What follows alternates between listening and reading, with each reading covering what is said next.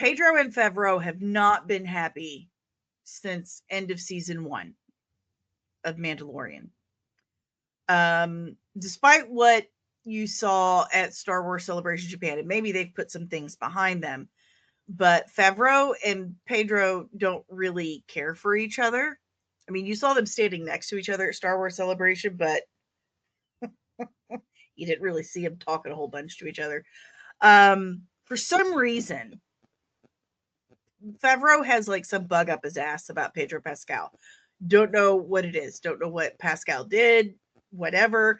But by all accounts, from the cast and crew, Pascal is a people person. He's very sensitive. He's very friendly, social butterfly. He wants everyone to like him. He wants everyone to get along and just be happy. And Favreau has always been a very actor's director because that's where Favreau comes from. He comes from an acting background. So he would go out of his way to make sure that the actors are comfortable. Like if they had to wear a suit or prosthetics, no more than an hour and a half at a time, he'd say, we want them comfortable. It's too hot, make sure they're comfortable. Okay. Well, on top of that, Pascal was filming Wonder Woman 84. He had other things, other irons in the fire. And they knew when they signed him that he wasn't going to be on set hardly ever, like just a couple of times because of his very busy schedule. And they were lucky to get him. But for some reason, even though Favreau knew this ahead of time, it seemed to kind of insult him or chap his ass a bit. I don't know.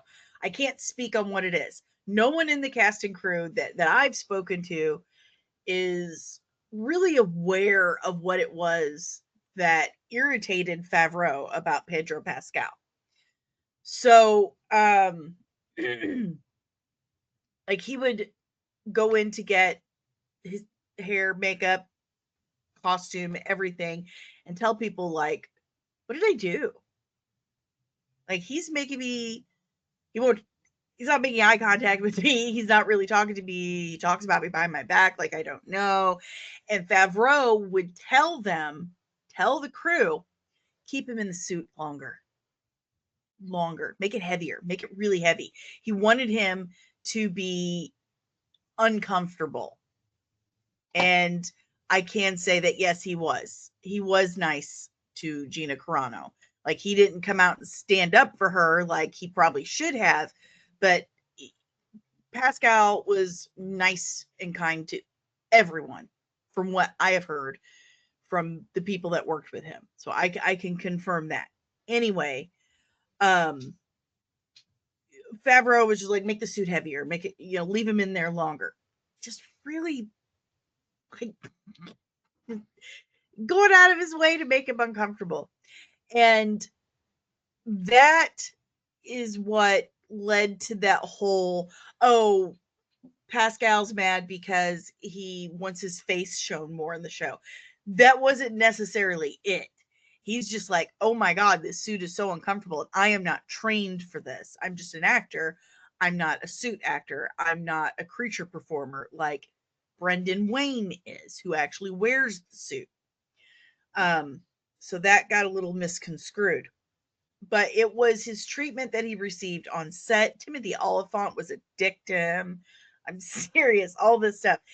And while this is all going on, Disney, the executives, the suits, were constantly interfering and messing with the process.